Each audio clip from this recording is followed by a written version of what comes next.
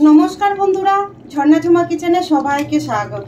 आज आमी एक माछेर झोलेर रेसिपि आपनादेर साथे शेयर करब। रुई माछेर पेटी दिए झोल तैरी करब। तो देखें आपनारा माछेर झोलटा अनेक रकम बानिয়েছেন, तो आमी जेइभाবে बानिয়েছি এইভাবে একবার বানিয়ে দেখুন। तो आमी এই রেসিপিটা কিভাবে বানিয়েছি চলেন সেইটাই এখন আপনাদের সাথে শেয়ার করব। দেখেন এইখানে আমি রুই মাছের পেটি নিয়ে নিয়েছি আর মাছগুলো ধুয়ে পরিষ্কার করে নিয়ে নিয়েছি। এখন মাছের মধ্যে একটু নুন হলুদ মাখিয়ে নেব। দিয়ে দিলাম নুন, দিয়ে দিলাম হলুদ গুঁড়ো, দিয়ে দিলাম সামান্য লঙ্কা গুঁড়ো আর দিয়ে দিলাম সরষের তেল। এখন ভালো করে আমি একটু মাছের সাথে মাখিয়ে নেব। দেখেন এইভাবে কিন্তু সুন্দর করে মেখে নিতে হবে মাছের সাথে মশলা। দেখেন ভালো করে মাখা হয়ে গেছে। এখন এটা আমি সাইডে রেখে দেব।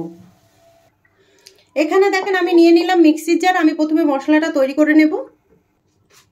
দিয়ে দিলাম দেখেন খুব সামান্য আদা দিয়েছি আর রসুন, দিয়ে দিলাম সরষে, এখানে 2 চামচ সরষে আছে, দিয়ে দিলাম গোটা ধনে, জিরে, দিয়ে দিলাম দেখেন 2টো টমেটো। এখানে টমেটোটা একটু বেশি দিতে হবে। খুব সামান্য নুন দিয়ে আমি পেস্ট করে নেব। যেহেতু এখানে সরষে দিয়েছি তো সরষে বাটার সময় একটুখানি নুন দিলে তেতো ভাব লাগে না। আর দিয়ে দিলাম দেখেন কিছুটা জল। এখন আমি মশলাটা ভালো করে পেস্ট করে নেব। দেখেন মশলা আমি ভালো করে পেস্ট করে নিয়েছি। দেখেন গ্যাসে আমি কড়াই চাপিয়েছি আর কড়াই গরম হয়ে গেছে ভালো করে। এখন দিয়ে দিলাম আমি সরষের তেল আর এই রেসিপিটা পুরো আমি সরষের তেলেই রান্না করব। তেল দেখেন ভালোভাবে গরম হয়ে গেছে। এখন আমি তেলের মধ্যে সামান্য নুন দিয়ে দিলাম। নুন দিলে কি হবে, তেলটা একটু কড়া হবে আর মাছটা চিপকে যাবে না কড়াইতে, আর ভাজাও ভালো হবে। এখন আমি দেখেন একটা একটা করে মাছ তেলের মধ্যে দিয়ে দেব।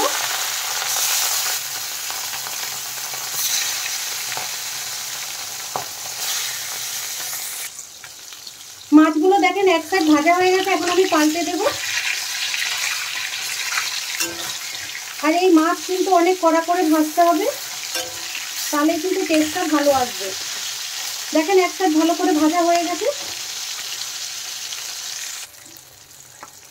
দেখেন মাছ কিন্তু ভালো করে ভাজা হয়ে গেছে। আর এই রেসিপিটার জন্য ঠিক পারফেক্টভাবে ভাজা হয়েছে। ঠিক এইরকমই কিন্তু মাছ ভাজতে হবে। তো আমি এখন মাছগুলো তুলে নিচ্ছি। এইভাবে আমি সব মাছগুলো ভেজে নেব। এই মাছগুলো দেখেন ভাজা হয়ে গেছে। এখন আমি তুলে নিলাম।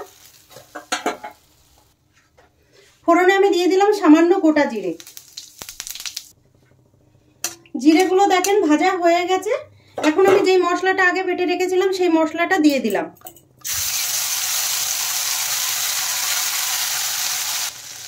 সামান্য দেখেন জল দিয়ে দিলাম মশলা। টেস্ট হিসাবে দিয়ে দিলাম আমি নুন, হলুদ গুঁড়ো, দিয়ে দিলাম লঙ্কা গুঁড়ো। ঝালটা আপনাদের পছন্দ মতো দেবেন। এখন আমি মশলাটা মিক্স করে ভালো করে কষিয়ে নেব। আর এই রেসিপিতে কিন্তু একটু তেলটা বেশি দিতে হবে, যেহেতু সর্ষে দিয়ে বানাচ্ছি। তো সর্ষেতে তেল একটু বেশি না দিলে কিন্তু তেতো তেতো ভাব লাগে। দিয়ে দিলাম গোলমরিচ গুঁড়ো। আপনাদের কাছে যদি গোটা গোলমরিচ থাকে সেটা কিন্তু মশলার সাথে দিয়ে পেস্ট করে নেবেন।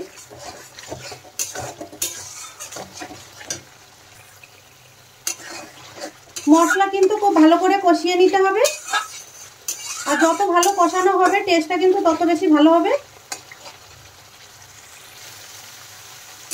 দেখেন মশলা কিন্তু ভালো করে কষানো হয়ে গেছে। মশলা থেকে তেল রিলিজ করে দিয়েছে। এখন আমি দিয়ে দেব জল। আমি আগে থেকে গরম জল করে রেখেছিলাম, সেই জলটাই দিয়ে দিলাম। ঝোলটা এখন একটু ফুটতে থাক। দেখেন ঝোল কিন্তু ভালো করে ফুটে গেছে। এখন আমি ভেজে রাখা মাছগুলো দিয়ে দিলাম।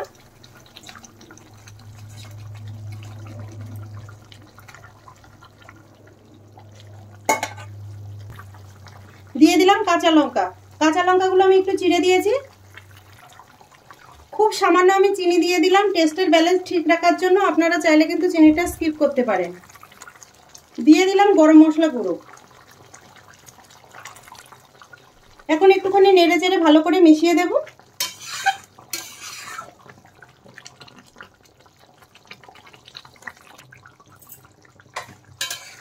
দেখেন মাছের ঝোল কিন্তু তৈরি হয়ে গেছে। আর এখন আমি ওপর থেকে একটুখানি দিয়ে দিলাম ধনেপাতা কুচি। গ্যাসটা আমি এখন বন্ধ করে দিলাম। দেখেন কত সুন্দর তৈরি হয়ে গেছে। এখন আমি নামিয়ে নেব। মাছের ঝোলটা এখন দেখেন আমি প্লেটে নিয়ে নিলাম। আর এইভাবে কিন্তু আপনারা বানিয়ে টেস্ট করে দেখতে পারেন, খেতে কিন্তু খুবই ভালো লাগে।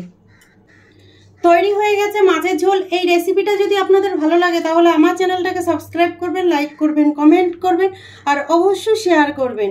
আর আমার ভিডিওটা দেখার জন্য আপনাদের অনেক অনেক ধন্যবাদ।